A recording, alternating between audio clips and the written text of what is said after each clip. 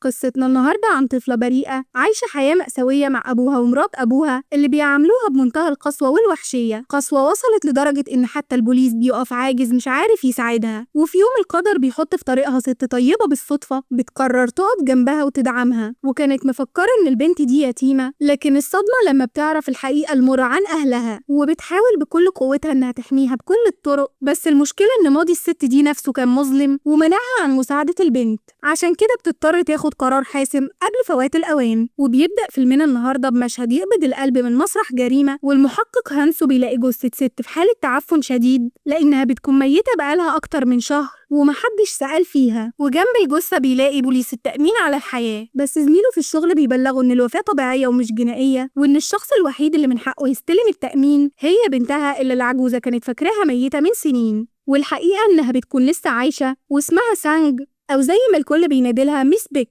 المحقق هانسو بيستمر في بحثه وبيروح يسأل واحدة موظفة اجتماعية كانت على تواصل مع الأم قبل ما تموت، والست دي أكدت له إن الأم كانت عايشة في وحدة ومعزولة عن الدنيا. وخلال البحث هانسو بيلاقي صورة لست ومعاها طفلة صغيرة، ومن ملامحهم بيكون واضح جدا إنهم الأم وبنتها بيك زمان. على الجانب التاني بنشوف ميس بيك في عز شقاها بتكدح وبتمسح العربيات، وخلال ده بيجيلها هانسو وبياخدها بلطف وبيعزمها في مطعم، وهناك بيتكلم معاها بلهجة فيها خوف حقيقي عليها وبيترجاها تسيب الشغلانة دي لأن الشتا داخل والجو هيبقى تلج وصحتها أصلا مش هتتحمل المرمطة دي، وبيكون واضح جدا كده من كلامه إنه يعرفها من زمان. وهنا بيفجر المفاجأة اللي كان بيمهد لها وبيبلغها إنهم لقوا جثة والدتها، وشوية وبيوصلوا المشرحة وبيفهمها إنهم لازم يعملوا تشريح للجثة بالرغم إن كل الشواهد بتقول إنها ماتت بالسرطان. ووقتها بيك بتبص لجثة مامتها ببرود غريب وما بيكونش في عينيها ولا ذرة شفقة ولا دمعة واحدة، بالعكس دي كانت هناك بس عشان تتأكد إنها ماتت فعلا، وبتسيبهم يعملوا اللي عايزينه في الجثة وبتمشي. بعدها بتروح لبيت أمها، وأول ما بتبدأ تنظف المكان اللي الجثة كانت مركونة فيه بتجيلها حالة غثيان كده وبتفضل ترجع وكأن ريحة الماضي لسه بتخنقها. وفي مشهد تاني بنروح لهانسو وهو بيزور أخته، والست دي بتبقى عارفة إن بيك ساكنة مع هانسو في نفس المبنى، فبتسأله بفضولها طلبت إيدها ولا لسه، وهانسو بيرد بقلة حيلة إنها أصلا مش مهتمة بيه ولا فاتحة مجال للعلاقة. وخلال ما بيراجع ملف بيك اللي زميله جابهوله بتكون الصدمة، وبنعرف إن بيك عندها سوابق وإنها قضت 6 سنين كاملة في السجن، والسبب إنها دفعت عن نفسها ضد ابن رجل أعمال واصل حاول يعتدي عليها، ولإنها كانت يتيمة وفقيرة وملهاش ظهر هي اللي شالت الليلة واتسجنت.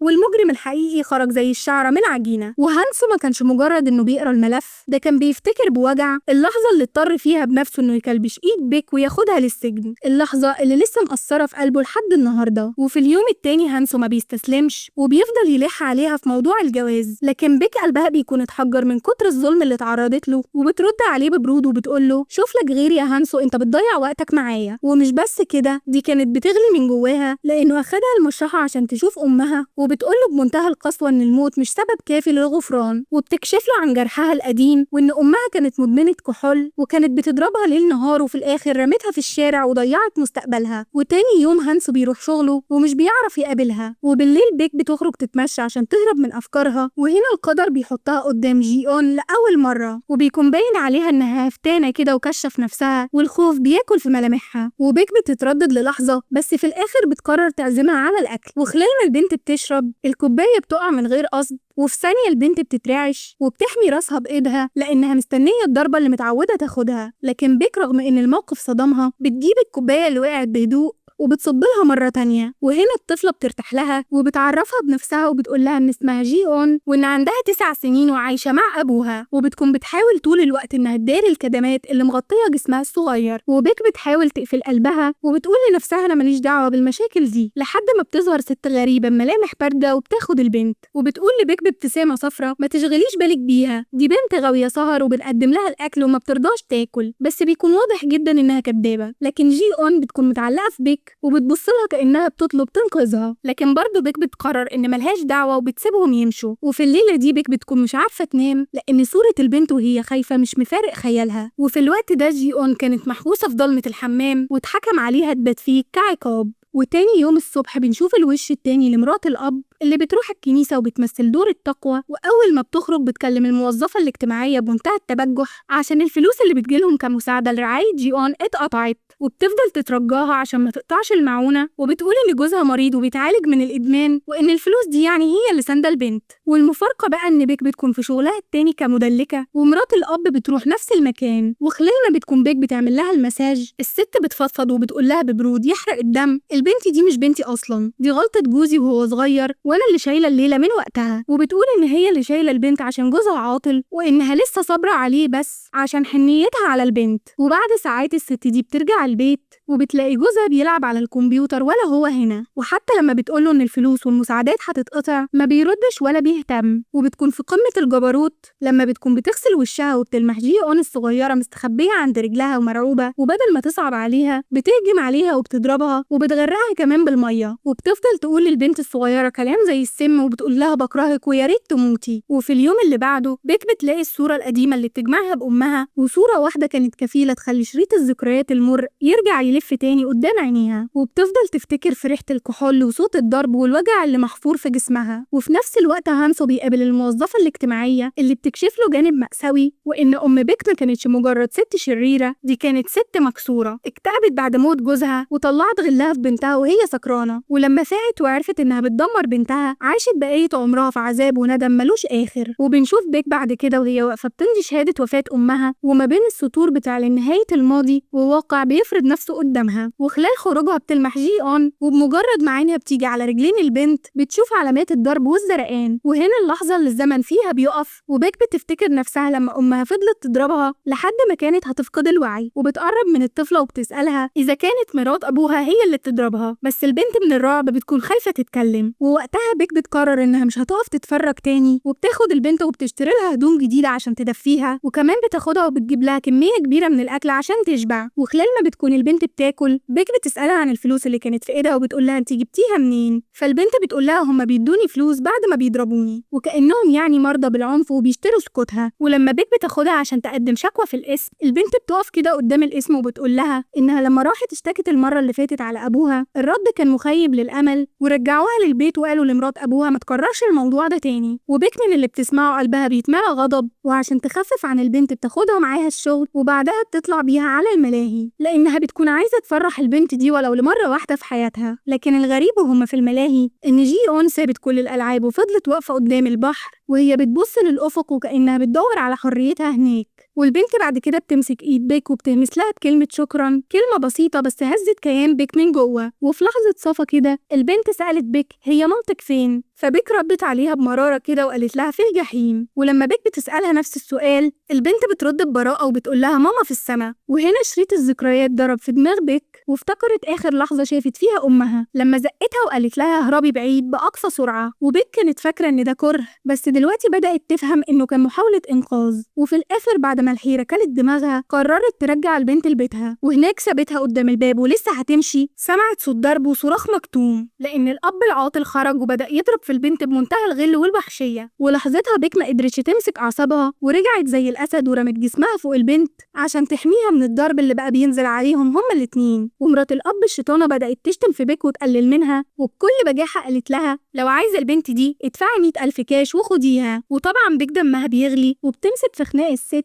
وما بيخلصهمش من بعض غير الاسم. وهناك الحقيقة بدأت تظهر بشكل مشوه لما المأمور لقى صباع البنت متدمر، ومرات الأب كذبت وقالت إن البنت بتقرض في ضوافرها. ولما سألوها عن جروح رجليها البنت من كتر الرعب قالت إنها وقعت في البانيو. والمصيبة كمان إن البوليس سأل كل الجيران وقالوا إنهم ما سمعوش صوت صريخ ولا حاجة، فكلام بيك ده ملوش قيمة قانونيا لأن مفيش دليل. والضربة القاضية كانت لما الضابط كشف عن هوية بيك. هنا نظرة الاحتقار في عينه كانت كفيلة تنهي الموقف لصالح المجرمين. وفي اللحظة دي بيظهر هانسو وبيحاول يلحق الموقف ويسند بيك بخبرته، لكن بيلاقي إن الأبواب كلها مقفولة قانونيا، فبيقرر إنه يلجأ لمركز رعاية الشباب كحل أخير عشان يحمي البنت من المجرمين اللي عايشة معاهم. بعدها بتمر الأيام وهانسو بيقابل في شغله قضية صدمته عن جثة شاب أهله اعترفوا إنهم قتلوه بعد تعذيب طويل. لحظتها هانسو قلبه بيتخطف وبيخاف إن جي وون تقابل نفس المصير، فبيكلم مركز الرعاية بسرعة وهو بيترجاهم يقبلوها عندهم وبيأكد لهم إن البنت في خطر، لكنهم للأسف بيرفضوا يستلموا البنت لأن مفيش أماكن فاضية. وبيك لما بتعرف الخبر بتحس بالذنب لأنها بدل ما تساعد البنت عشمتها بالكذب وزودت عليها العذاب.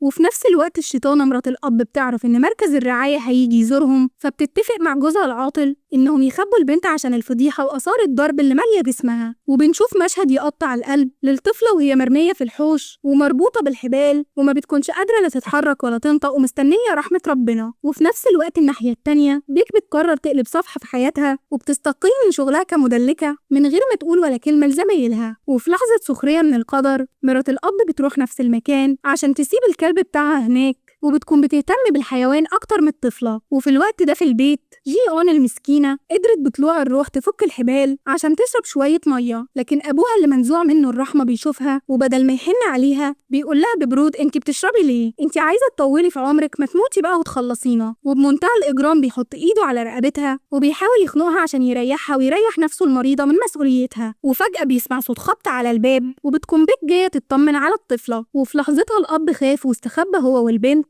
بس بيك لما لقيتش رد كانت هتمشي، لكن صوت موبايل رن جوه خلاها تتأكد إن في حد موجود وبتفضل تخبط وتنادي لحد ما بتفقد الأمل وبتمشي. وخلال ده جي أون بآخر نفس عندها زحفت للشباك وهي بتنادي بكلمات مخنوقة وبتطلب منها ترجع وتنقذها. وبالرغم إن بيك لمحتها من بعيد لكنها كملت طريقها وقلبها بيتعصر. وشوية بيقابلها هانسو وكان عازمها على العشاء، لكن بيك ما بقتش قادرة خلاص فصرخت فيه عشان يوقف العربية ونزلت تجري زي المجنونة في اتجاه بيت جي أون. في نفس اللحظة اللي البنت كانت بتحاول تهرب فيها من الشباك اتعلقت في الكابلات، لكن جسمها الضعيف خانها والسلك اتقطع ووقعت من الدور التاني على الأرض. في اللحظة دي بيك بتوصل وبتشوف البنت وهي واقعة وبتتألم فبتجري عليها وبتحضنها وهي بتبكي ومتأثرة. ولما لقت هانسو بيقرب استخبت بالبنت لأنها عارفة إن القانون ممكن ياخدها منها تاني، لكن هانسو كان مرتب كل حاجة وطلب الإسعاف فورا وبدأوا يملوا بيانات البنت عشان يدخلوها المستشفى. ولما بيك بتكون واقفة في المستشفى وبتملى بيانات البنت أول ما بتوصل لخانة القرابة إيدها بتقف لأنها بالنسبة للبنت قانونيا ولا حاجة، لكن بتكون بالنسبة لجيو إنسانيا كل حاجة. وفي وسط الحيرة دي جي أون بتظهر فجأة وبتطلب منها إنهم يهربوا، وبيك ما بتكدبش خبر وبتاخد البنت وبتخرج من المستشفى في سكات قبل ما حد يوقفهم. وفي نفس الوقت ده بيكون هانسو قالب الدنيا عليهم وبيروح لبيت الأب وبيفضل يدور على البنت. ولما الأب المجرم بيعرف إن البنت هربت بيفتح الباب وهو عامل نفسه مش فاهم حاجة. ولما هانسو بيلاقي البيت فاضي بيضطر إنه ينسحب، لكن المجرمة مرات الأب كانت سهرانة في بار وبتعيش حياتها، وأول ما عرفت إن البنت هربت اتجننت، بس مش خوفا على البنت، دي كانت خايفة ان البوليس لو لقى البنت وشاف آثار الضرب عليها هتروح هي وأبوها ورا الشمس. وهانسو بحسه كمحقق بدأ يفرغ كاميرات المحلات اللي في الشارع واكتشف ان بيك كانت بتستخبى منه وهي واخدة البنت في حضنها، وهنا بيفهم ان هانسو ما بقتش بتثق في حد حتى هو. وفي الوقت ده مس بيك وصلت بيتها وجهزت لجي أون دش دافي، لكن قلبها وجعها جدا لما البنت قلعت هدومها وشافت آثار الضرب والجروح على جسمها. فبيك بمنتهى الصدق بتقول للبنت أنا لا متعلمة ولا عندي حاجة اديهالك، لكن أوعدك إني هعمل اللي أقدر عليه عشان أحميكي. ولحظتها البنت بكت وخدتها في حضنها وقالت لها بكل ثقة أنا كمان هحميكي. والليل بيعدي وبيك بتكلم هانسو عشان تحكي له سر بقاله 8 سنين محبوس جوه قلبها، وقالت له إنها زمان لقت جواب في مبلغ كبير في صندوق البوسطة، ولما حاولت تعرف مين اللي باعت الفلوس دي اكتشفت إنها أمها، وإن كان شكلها ساعتها يصعب على الكافر وإنها كانت حطام ست. وهنا هانسو بيفجر لها الحقيقة اللي كانت غايبة عنها وبيحكي لها إن أمها زمان ما ابتعدتش عنها كره، دي كانت بتحاول تنقذها من نفسها. والأم فاقت في يوم بعد ليلة شرب تقيلة وشافت الحالة اللي وصلت بنتها ليها من كتر الضرب، فصرخت وجريت بيها على الطوارئ وهي منهارة. وبعد ما سابت بيك في أمان راحت لهانسو الضابط الشاب في وقتها وترجته إنه يقبض عليها، وقالت له بالحرف ابعدوا البنت دي عني أنا خطر عليها. فبتعرف إن أمها ما كانتش وحش، دي كانت ضحية لنفسها، وإنها فضلت السجن والوحدة بس عشان بنتها تعيش حياة أنظف. وبيك بتفتكر اللحظة اللي أمها طلعتها فيها من الملجأ، وقبل ما تبعدها عنها للأبد اديتها الكوفية بتاعتها وطلبت إنهم يتصوروا سوا الصورة اللي بيك لقيتها في كراكيب أمها بعد موتها. والوجع زاد في قلب بيك وافتكرت اليوم اللي أمها سابت لها فيه ظرف الفلوس، وقبل ما تمشي سألتها سؤال يقطع القلب وقالت لها تفتكري واحدة زيي ينفع تربي طفل؟ فبيك أدركت إن القسوة دي كلها كانت مجرد محاولة انتحارية عشان تحميها، والوعي ده خلاها تنهار من الندم، بس في نفس الوقت ادالها قوة جبارة انها تكمل اللي امها بدأته وتحمي جي أون بأي تمن. على الجانب التاني الأب المجرم راح لمراته وهو مرعوب، والست الشيطانة دي قالت له لازم نتصرف، لو البنت ظهرت وآثار الضرب عليها احنا اللي هنلبس في الحيط. وبمنتهى البجاحة الأب راح القسم وبلغ إن بنته هربت، وعمل نفسه مش عارف حاجة وقال إن مراته مسافرة عشان يداري عليها. والبوليس بدأ يدور، وبمجرد ما عرفوا إن مس بيك هي اللي أخدت البنت وبسبب سوابقها اعتبروها خاطفة مش منقذة. والتحريات وصلت لبيت الأب، والضباط لاحظوا إن البيت ملوش أي علاقة ببيت عايشة فيه طفلة، وإنه مفهوش أي روح أو حياة. بس للأسف بدل ما يركزوا مع الأب، أول ما عرفوا إن بيك كان محكوم عليها في قضية شروع في قتل قبل كده، قفلوا دماغهم وقرروا إن هي المجرمة. وبسرعة البرق قدروا يحددوا مكانها في محطة القطر، وهانسو كلم بيك بسرعة وحذرها إن الشرطة في طريقها ليها وهيقبضوا عليها بتهمة الخطف، وبينصحها تسلم البنت فورا. لكن بيك ما كانتش شايفة غير عيون جي اون اللي بتترجاها ما تسيبهاش، وقررت إنها مش هتستسلم، وحاولت إنها تلاقي أي مخرج من المحطة. لكن هانسو وصل لها الأول، وبدافع الخوف عليها خدها هي والبنت بسرعة وراح بيهم لبيت أخته عشان يخبيهم. وهانسو صور جي اون صورة للذكرى، ووعد بيك إنه هيروح بيت الأب بنفسه عشان ينهي الموضوع ده. ولأن هانسو قرر يقلب الترابيزة، راح لبيك وفهمها إن الأب عمل محضر خطف، ودلوقتي مفيش قدامهم غير حل واحد، وهو إنهم يثبتوا إن البنت كانت بتتعذب ليل نهار في البيت ده. وبيطلب من بيك تفضل مستخبية في أمان، ووعدها إن هو اللي هيخلص الحكاية دي بنفسه. وبالفعل هانسو استنى الأب المجرم، وأول ما شافه نزل فيه ضرب ومسح بكرامته الأرض وحذره بلهجة ترعب، وقال له لو ما سحبتش البلاغ ده هخلي أيامك سودة. وفي وسط المعمعة دي القدر بيخدم هانسو، وبيكتشف إن في حد من الجيران صور فيديو لجيون وهي بتهرب من البيت وبتقع من الشباك. والفيديو ده كان بمثابة القنبلة اللي فجرت كذب الأب، لأنه أثبت إن البنت هي اللي هربت بجلدها ومحدش خطفها. أما مرات الأب أول ما عرفت إن الدنيا باظت، كسرت موبايلها وقررت إنها تهرب. وأخيرا العدالة بدأت تاخد مجراها، والقاضي حكم على الأب بالسجن 7 سنين، حكم خلى أخت هانسو تقول بحرقة ده أب يستاهل الإعدام. وفي الوقت ده بيك بدأت تتعلق بجي اون جدا، وبقوا كأنهم روح واحدة. وبرغم اللي حصل ده كله ومساعدة هانسو ليها، بتكون لسه قافلة قلبها من ناحيته ورافضة أي علاقة بينهم. وهنا بقى هانسو بيعمل حركة ذكية، وبيروح للأب في السجن ووراه صور جيون وآثار التعذيب اللي عليها، وسأله بوجع كنت هتقدر تقتل بنتك فعلا؟ والأب في لحظة انكسار سأل بضعف هي لسه عايشة، وبيحكي لهانسو بيقوله إن اللي عمله في بنته ده هو نفس اللي حصل له وهو صغير، بس محدش أنقذه، وكأنه يعني بيبرر إجرامه بوجعه القديم. وفي قمة الإثارة صاحبة مرات الأب بتكلم أخت هانسو، وبمجرد ما جيون سمعت صوتها خطفت الموبايل بلهفة ورعب. والست طلبت منها عنوان المطعم عشان تيجي تقابلها.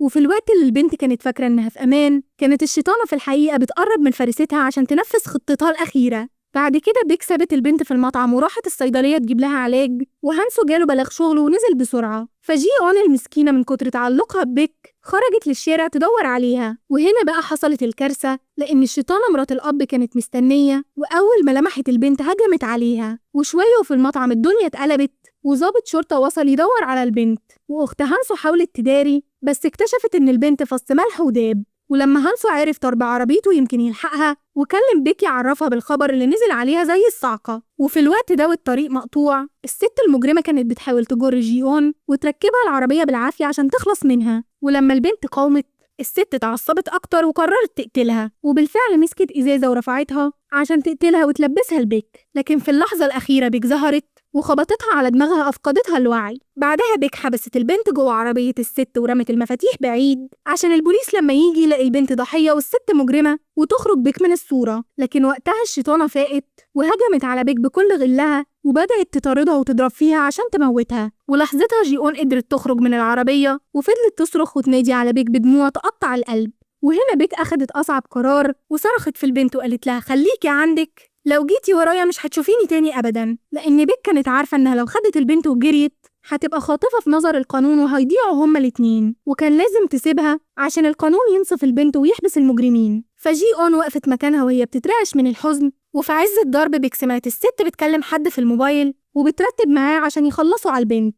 وفي لحظتها بيك هجمت عليها وخطفت الموبايل وكسرته، وقررت إن المرة دي مفيش تراجع، وإن المواجهة لازم تنتهي بموت واحدة فيهم. وبتمسكها وبكل غل بتسألها كنتي ناوية تعملي إيه في البنت؟ فالست بمنتهى الجنون بتعترف إنها كانت ناوية تقتلها، بس دلوقتي غيرت رأيها وبتقولها إن البنت دي دلوقتي بقت جزء مني وأنا هعمل أي حاجة عشان تفضل معايا للأبد. فالجملة دي كانت القشة اللي قطمت ظهر البعير، وبيك فقدت أعصابها تماما ونزلت فيها ضرب، وهما الاتنين بقوا يطحنوا في بعض.